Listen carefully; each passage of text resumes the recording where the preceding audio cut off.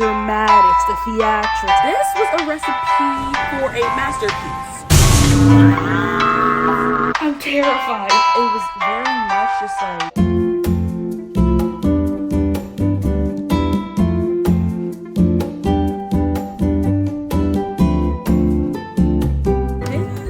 So, today I'm going to be starting another reading vlog.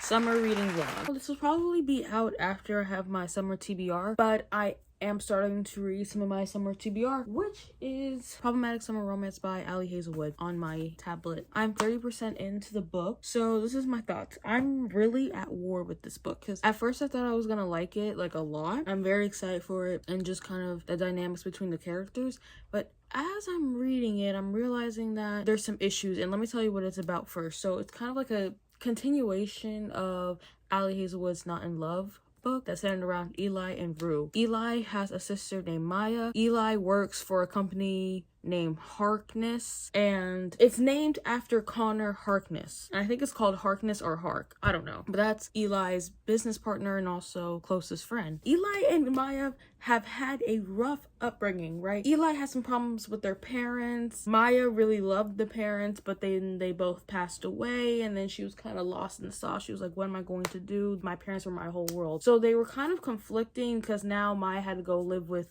Eli because she was still a minor at the time. And during this time, Eli, Connor, and another person, they were trying to build up Hark, the company, and Connor would kind of help Eli throughout Maya's upbringing. He would pay for like hospital trips. He would basically help out Eli with Maya. So now, fast forward to this book, Problematic Summer Romance, we see that there's a bit of a tension between Connor and Maya. It was hinted in Not in Love that they kind of had a thing going, and not really. Rue could kind of see. She asked, does Connor and Maya have a thing? Like, what's that about? And Eli was like, no, absolutely not, but like Maya likes him, but you know, it's never been that. But we see in this book, girl, it's been that. They have done, I don't even know what they've done. Like, it's a big question mark. Everyone's kind of just like around this gray area. I don't even know what's going on. And people around them now in this book are like, why are you two so like, what's tea? So this is kind of following a past and present where their relationship, friendship, whatever, started when she turned 18, and then they kind of got really close, and then I think when she turned 20, he was like, you know what, back off, like, nah, like, we're not doing this. But I don't know what went down. I had to explain that to you. But this is my problem. This is a romance book about Connor and Maya, but Connor has known her since she was a teenager. They talk about her high school graduation, and now he's about to like hit it from the back. Like, I'm really concerned. Like, I don't know. And now thinking of it, I'm like, yes, age gap, which age gap isn't my enemy. I don't hate it, but there's like nuances to it. You know, it can't be crazy. And I feel like this falls under the umbrella of crazy. He's known her since she was a teen, and now he's about to hit her from the back now that she's 20. Like, that's weird. And he's 35. But I can't be mad because I knew that going into this book. And I'm not mad. It's just like I'm trying to come to terms with it, but it's like in the front of my brain. I'm just like, I don't know if I could do this any longer. I mean, I can. I'm gonna read it, but it's just like, I don't know if I'm gonna enjoy it because I get like a sick feeling in my heart, in my stomach, in my head. I'm like, this doesn't feel right. Maya swears that Eli's not gonna have a problem with it, but I'm like, are we sure? There's a chance that he might be like, whatever, but then I think there's a bigger chance that he's like, what the fuck? I'm gonna continue reading it. I'm gonna get back to you maybe when I'm halfway. So I want to say this too. I feel like the angle that Ali is trying to go for is, yeah, this is problematic. Yeah, he's been there since the jump. Not really, but he's been there since she was a teenager, and you kind of get this like father figure from him, even though he does crazy stuff. Because why did he go all the way to Scotland to where Maya was, and he was pretending that he was having sex with her to piss off her ex-boyfriend and her friend that got together behind her back because the boyfriend cheated on Maya with her friend? Why was he doing that? You've known her since she was a child. And then he alludes to her still being like young, and he's like, no, like, what do you mean you're 20? Like, you gotta be 13. And she's like, no. And then That's weird to me, but I feel like the angle that she's trying to get at is, yeah, he's been here since he was a teenager, but like they're so similar, like their chemistry is so hard to ignore. And maybe I gotta get more into the book, but I feel like that's what she's trying to do. And honestly, they can have all the chemistry they want. It doesn't make it any less weird and morally not okay. But I understand, I get it, I know what I walked into. I'm going to read it. I'm gonna try. But in the end, my thoughts are my thoughts. And that's all I have to say. Hey guys, what's going on? So, I am 64% into Problematic Summer Romance. I said I was gonna give it a chance, and that I did. And you know what? I'm glad I did. Because guys, walk with me. I know I told you guys, big side eye, the fact that age gap isn't the problem for me in this scenario. It's more so he was in her presence when she was a teenager, and now they're getting freaky. But you know, as I got into the story, and nonetheless, it is still weird, and I keep using that word. Hey, find another word that's not weird, synonym for that. You know, it's still strange, otherworldly. Maya explained it. Maya's the main character. She explained, she was like, what's my favorite color? What's my favorite book? Who's my best friend? You don't know anything about me from my past, so it's fine. You know what? At the end of the day gotta end. If she's fine with it, who am I to judge? Also, this is fictional. So, now that we got that out the way, my enjoyment of the book tremendously went up. Guys, the drama, the dramatics, the theatrics, I love it. I love the past and present. I really wasn't rocking with it in the beginning, but like as we dove deeper into the story, I love the past and present. I couldn't put the book down. I really couldn't. So engaging. The emotional connection, well, I don't want to spoil it for you guys, so like the buildup of that, and like how we got to just see them communicate, and it was genuinely like, okay, like they're friends. And I love how they built the friendship, even though they agreed to be friends, but everyone knew, and I feel like they knew too, y'all are not friends, stop playing. But nonetheless, they built that up, and I enjoyed that. And this book is also so genuinely funny. Holy shit, why am I laughing out loud? And then I feel like because we built up the emotional connection so much, whenever they got physical, I'm like, all right, it doesn't feel like this is just thrown in there. Like the pacing of it all is really just working out. And I have to commend Ali Hazelwood because, you know, I fell in love with Not in Love. I love that book so much. Speaking of Not in Love, Eli and Rue in this book, I literally couldn't ask for anything better. They are so beautiful in this book. It's their wedding. The way Eli is treating Rue, amazing. The way Rue is, I'm like, I'm Rue. I love it. Did I say so whenever they get physical now it's fine? Yeah, I think I did say that. Oh yeah, so I was in love with Not in Love. And then, you know, Deep End, not my favorite. Really not my favorite. This, I don't want to jinx it. I really don't, because I'm enjoying it so much. Runner up to Not in Love, or maybe like tie. We'll see. But this is so enjoyable, y'all. I would really recommend it. If you just take out, if you just like forget your morals for a second, you're like, okay, dramatics with theatrics, let me just have a good time. I think you might enjoy this. I've been seeing a lot of reviews. 1 star, 2 star. 5 star.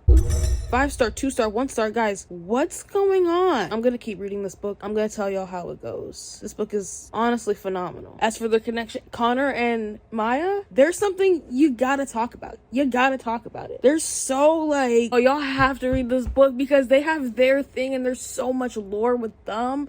And then the chaos of the wedding and everybody else's drama. You guys have to read it. Read Not in Love, because that's 5,000,000 stars.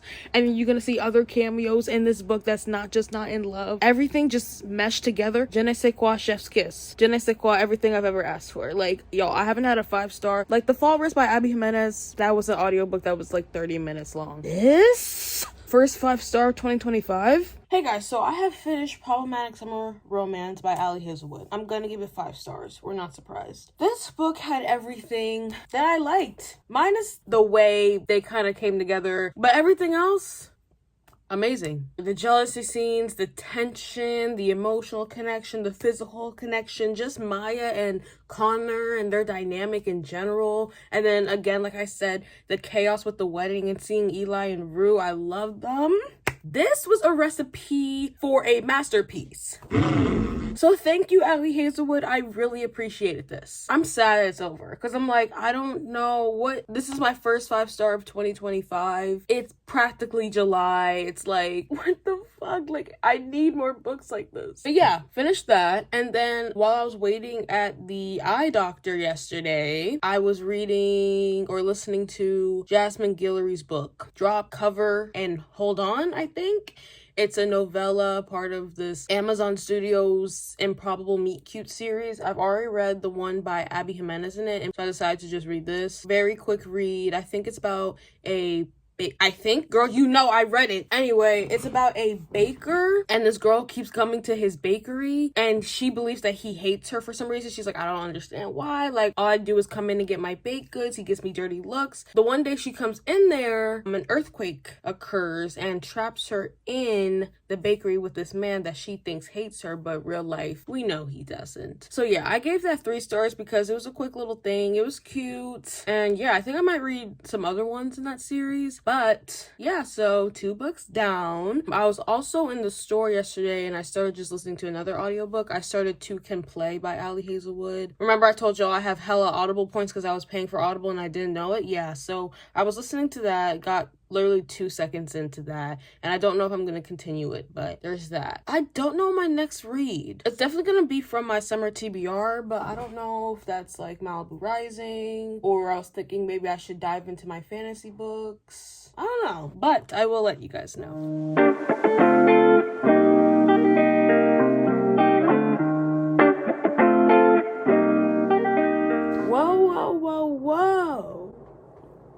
Whoa. So it is 2 months later. I don't really remember the last thing I talked to you guys about. I took the longest break because I had summer classes. Hey guys, so I'm finally free. I'm gonna start reading all summer. To read 0 books. Yeah, hella behind on my goal.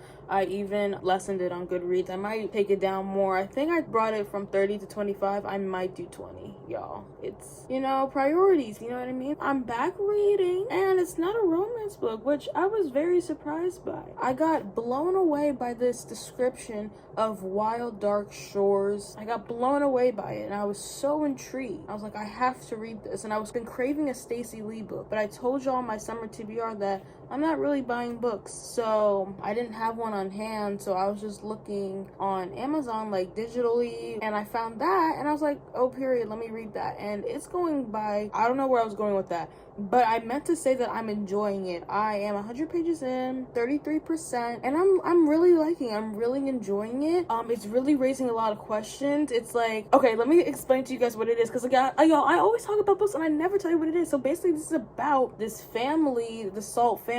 They live on this remote island that's very close to Antarctica, and so it's like nobody goes there. If the only people that go there are like ships for supplies and stuff. Now this island also houses a seed vault. These seeds are basically there by the UN just in case like humanity is eradicated and they're like, okay, we need to repopulate the earth. And there's not just like potato seeds, sunflower seeds. Like, no, I think there's like animal, like species in there, so it's like very protected. And you think it's like, that's so interesting because there's no like government officials there. It's only this one man. See, this is raising a lot of questions, guys. I really recommend you guys read this book, because how is only one man and his family taking care of the seed?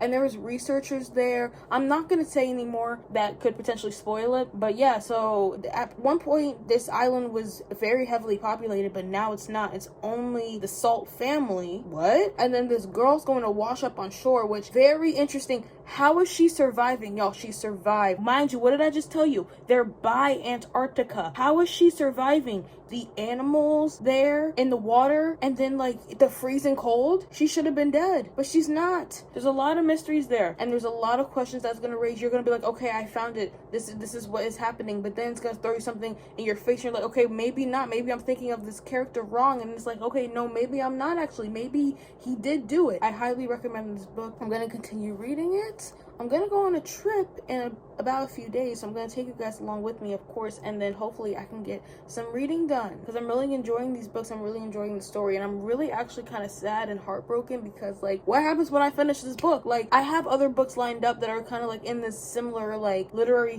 fiction, a little bit of romance. I'm smelling romance. Like, I can't not smell romance. So I'll probably gravitate to those too. But like, I'm really enjoying the story. All right, I'm gonna get back to reading. What's up, guys? I'm on vacation, but I am reading Wild Dark Shore still. I am 86% in. I have like around 30 pages left. I'm gonna lay here, I'm gonna read it, I'm gonna finish it, and I'm gonna give you guys my thoughts afterwards. But this book is still good. We're hitting a bit of miscommunication. Like, it's to a point where it's like, okay, like, why don't y'all just talk? But I'm gonna get back and say how I feel about it, and if it like impacts how I feel about the book entirely. What? Entirely.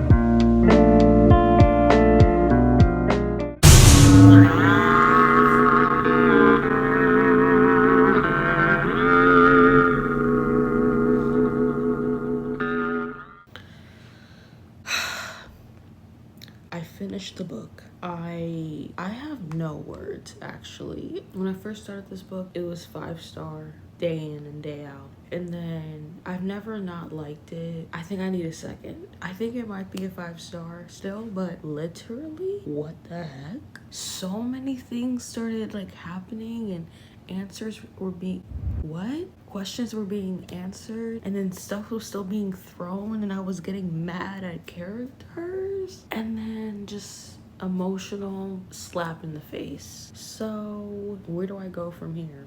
What the fuck? This fucking place that they're at strips every ounce of energy, happiness, relaxation, solace. It creates monsters. I do not wish this place, I do not wish anybody goes to this place at all. Thank God it's fictional. This is crazy. I would recommend this book. I think it's interesting.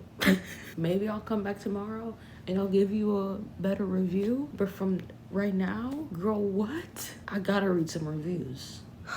Holy shit. I gotta go.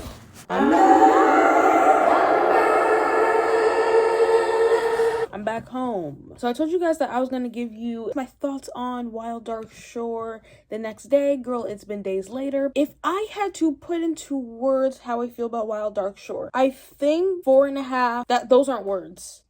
4.5 stars for now. I'm still debating it. If you look at my Goodreads any other time, it might change. But I want to say I thoroughly enjoyed the book. I really love the atmosphere of everything. I've actually recently found out that that author is kind of known for her environmental climate change-esque great descriptions of the environment, of the setting. So that's good. That's good. I love that. So I really enjoyed that. I actually started another book of hers, which is called Migrations. But every time I was reading it, I kept thinking about the characters from Wild Dark Shore, and I was like, okay, I need to take a break. But that's how I know, like, it's still with me, you know what I mean? So yeah, the characters are great. I love the character development between all of the characters, and I love that we got to see little bits and pieces of their past and, like, I guess turning points that happened on the island that made them who they are today. And then also I love that they kept asking about the future, or I think our main character Rowan, she kept asking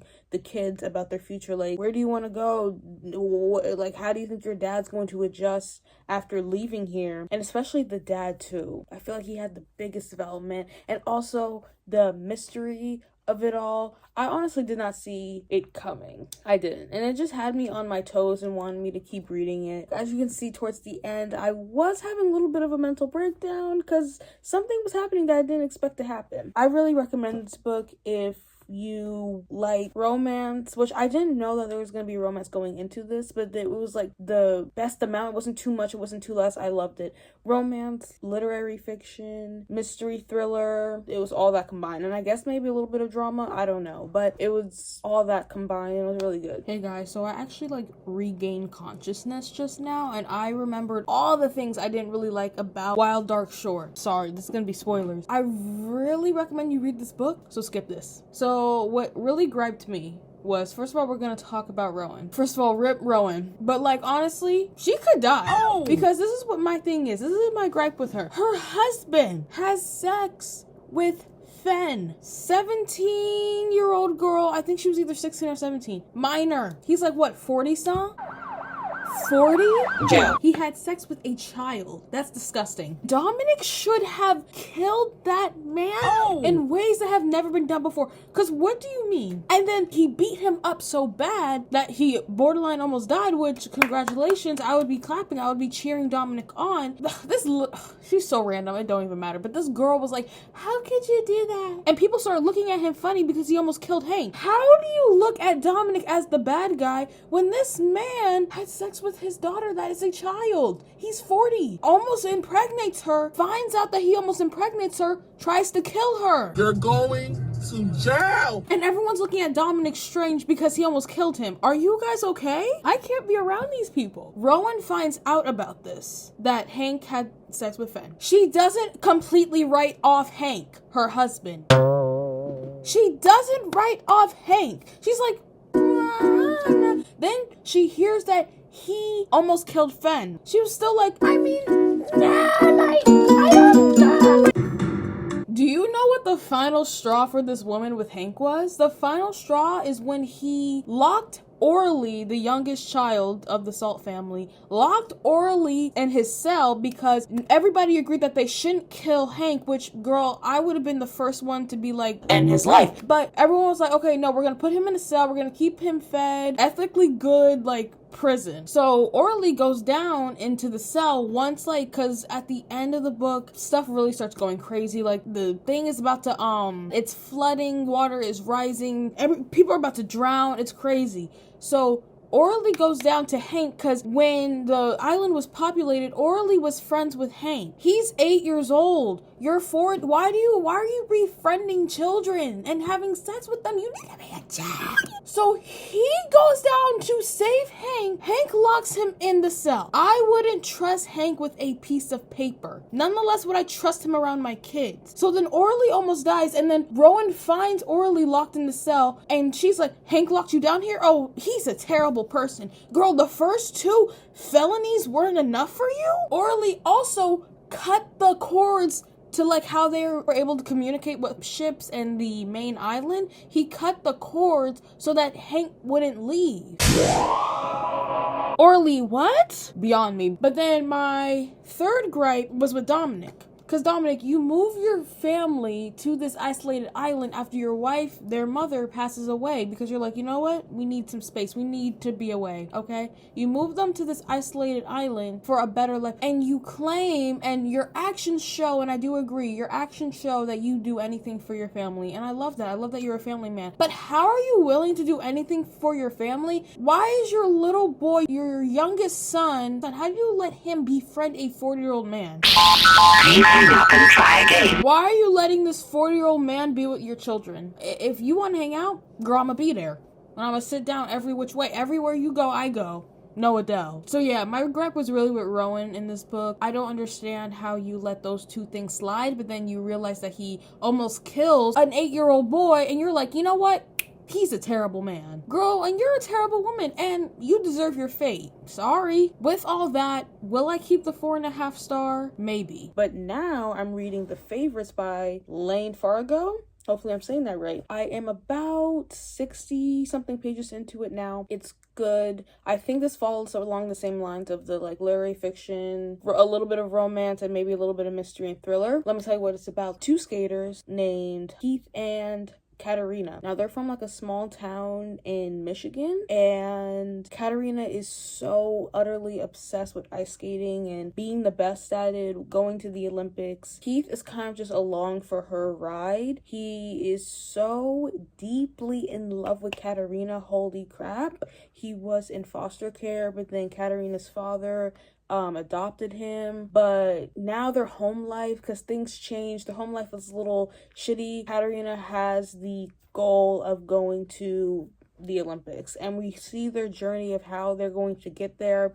And even in like the first page, we hear Katarina say like, people think I'm a bitch, people think I'm a murderer, a whore, all this stuff. And you're like, whoa, what happened? Like, I thought y'all were ice skating. And oh my god, someone just tried to kill me. We learn Katarina and Heath's story and everything that happened through like the interview style. Like if you read Daisy Jones and the Six, you saw the interview style that's going on because there's a documentary coming out about Katarina and Heath. And Katarina's like, you know what, girl, I'm gonna take the narrative into my own hands. This is my story. So The Favorites is kind of her story, her telling the world of what actually happened from her perspective. So I think this is really interesting, I guess, narratively. I enjoy that. It's like a regular novel, how you have like the chapters and stuff, and then it's also intertwined with pieces from the documentary and stuff. And you get to see other people that were involved in their story also speak. It's great. You see other people talking about them, and that's like from their perspective or what they thought, but then you also get to see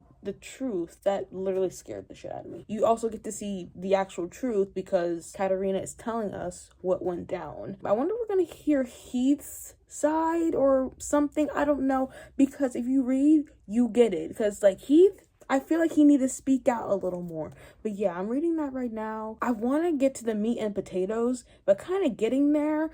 I only have my appetizer right now. I'm only sipping water, but I need some food. Do you get what I'm saying? So I'm waiting until the food arrives. I'm waiting until we get to the meat and potatoes to really like say like, I love this book. But yes, I will get back to you guys when I have some updates, maybe when I'm 50% through. Hey guys, so a few days later, I am 59% into The Favorites. I have a lot of thoughts. When I tell you, people were not lying about you can't put this book down. And it wasn't even like, oh, I gotta keep reading. It was just like, I wasn't even realizing like how much progress I was making throughout the book because it just feels like you're watching a documentary and you just want to continue reading. It's really good. I will say I have predicted a lot of the stuff that has gone down, but that doesn't really make it any less entertaining and me wanting to continue to read. But I don't know if these are considered plot twists, but they've been extremely predictable. This might be a little bit of spoilers because I'm going to talk about the characters, but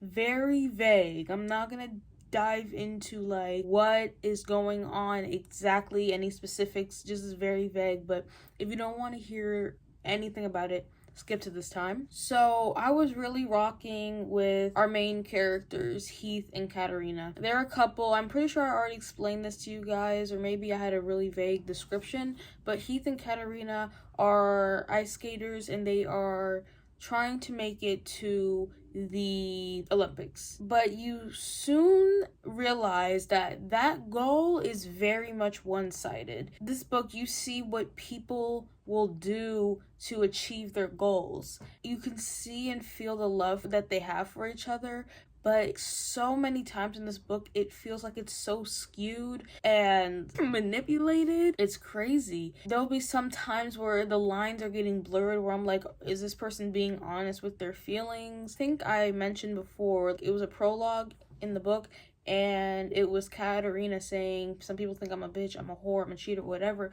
But you see throughout the book that it's like, it's not that simple. It's not just easy to like paint her as one specific thing, because is she a bitch? Yeah, kind of. But it's like, I can respect her ambition for the game. Being ambitious and confident is one thing. Being like mean, evil, and conniving is another thing. And these characters are very much morally gray and they are not one specific thing. And even like Heath has his faults too. He definitely makes Katarina his world, and even that's unhealthy. And then you also see different characters too that are like in the documentary. You get to see like part of their lives as well. I think there was supposed to be some mystery aspect of it. I'm not there yet. No, there's like questions lingering in my mind of like what the mystery could be and like what went down. But yeah, this book is very entertaining. I will say it's like you are watching a documentary, regardless of like the documentary style writing that like breaks up the chapters. I was reading this for hours. I think I am going to read some more today. I don't know where it's gonna take me in the story because a big thing just happened at part 4. And anyway, I think I'm gonna keep reading tonight and then I'll possibly finish it tomorrow,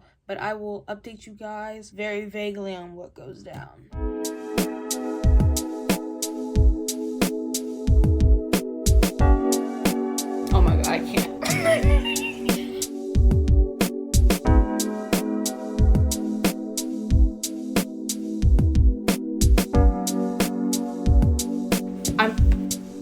terrified.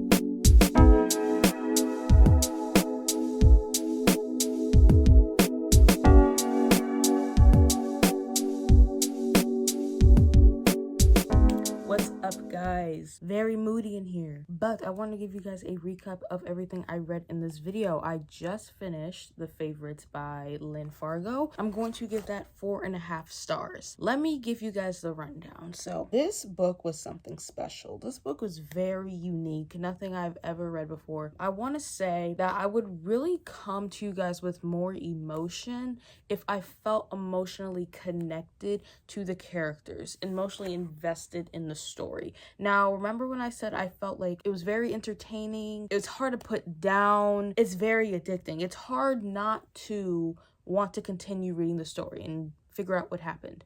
But that's what it was to me. I wasn't really emotionally involved in these characters, and I saw a review that really explained it so perfectly and aligned with what I was feeling, which was because they weren't perfect. This sounds really messed up, but they weren't perfect, and we got the inner dialogue and we got the full picture, and they did things to each other, they being Katerina and Heath, and also Bella too, and even Ellis. We got like some of like the inner dialogue and maybe why they did what they did, or sometimes we didn't, like with Ellis because he's a side character. But because they made certain mistakes or did certain things, it was hard to be connected to them and be invested in them. And therefore, the certain things that happened in the story that was supposed to be like very impactful and whatever, like didn't really work on me. I feel like I was watching it with a third eye point of view. I was just seeing it. I was just letting it happen. I wasn't involved like how I felt with Wild Dark Shore or even a book like Archer's Voice. I was so emotionally attached to those characters, even though like they weren't perfect and they made mistakes in Archer's Voice too, but for some reason I was still like emotionally attached to them for whatever reason. And therefore when things went down that weren't necessarily good, girl, it felt like I was literally being ripped into shreds. When bad stuff happened to these characters in this book, it was just like, well, damn, you know what I mean? And I also, throughout this book, I was trying to play devil's advocate because I know myself, and it would be so easy to just like say, I hate this character, I hate that they did this, I hate that they did that. But I was really trying to be like, okay, why would they do this? Because they have this goal of wanting to win, like Katerina. She wants to win so badly, right? So because she does this thing that inevitably hurts this person and will probably hurt her in the future, that's why she did it. So to me, it was very much just like, I don't want to say I was being complicit, but just like very neutral with everything. I wasn't really leaning to one side or, you know, really rooting for one person because I don't even really know. I think because I wasn't connected to anything. And it's very interesting. Almost like with Daisy Jones and the Six, I feel like if I would have read it with the point of view that I read The Favorites in, I would have probably enjoyed it more. And yeah, not have such intense hate. Like I hate Billy, I hate Daisy, I love Camilla till the world ends. But I don't really love anybody from this story. Also because their actions to me is just so, I would not stand for that personally. And I said it in my Goodreads review, half the stuff they did, girl, my breaking point would have been at like 25% in the book. Like I do not stand for this. So the fact that like I was just so like taken out of the story because I knew that like if I like put too much of myself in the story and I I don't know, put my emotions into it, I was not going to enjoy it. So I just read the story for what it was and I enjoyed the story, and that's really it. Long explanation. I hope that made some sort of sense. That's how I feel about it. I don't want to say anything else because I don't want to spoil it either. If you want to know a little bit more how I feel about the book, I guess go see my Goodreads review, but I didn't really put spoilers in there either, but it's definitely more in depth than what I'm saying right now. I will say that like Bella is evil. She's evil. I don't really care. I know I said I was neutral, but I believe Bella is evil. Who needs enemies when you have Bella? And again, I would not stand for that. So that is that is a prime example of me just like reading the story for what it was. And I liked it. It was enjoyable, entertaining, interesting, but everything else, girl. I guess we'll go backwards. So before The Favorites, I read Wild Dark Shore, which I'm keeping my rating at 4.75 stars. Everything that I said in the summary after I finished it. Girl, I stand by that. The only reason it's not 5 stars is because I just can't get over what a certain character's thought process was towards another character. So for that reason, 4.75. Atmospheric. I think I said that this was like a romance book. It's not. I don't want people thinking that. It's like a drama, general fiction story, mystery thriller type of story. They're very minimal romance. It's not a romance book. The favorites, that's romance. Wild Dark Short, smidge romance. Okay. Then I read Drop Cover Hold On, which I gave 2 stars. I'm gonna speak on it for 2 seconds. It was something. It was a palate cleanser, something to listen to. Y'all know the Audible debacle. Girl, I just canceled my membership. I said I can't take this anymore. And then firstly, but last but not least, I read Problematic Summer Vacation, which I gave 5 stars. And girl, I'm still thinking about that book to this day. I'm trying to find a age gap romance. So you guys have some age gap romances that are really good, let me know. Problematic Summer Romance. Girl, that was so good. I think that was actually one of the only summer romances I read. But I thought I read like 20. Girl, you read 1. That just cemented my love for Ali Hazelwood. I'm going to continue reading her books. But yeah, that's going to be the end of this video. This video is so long. I'm sorry. But I hope you guys enjoyed. I don't know if I'm going to do like another end of summer reading vlog. The next reading vlog you'll probably see is a fall one, probably in like late November, to be honest. But I hope you guys are enjoying your summer. The rest of it, girl, it's getting chilly. August slipped away like a moment in time, or whatever Taylor said. But I'll see you guys in the next one.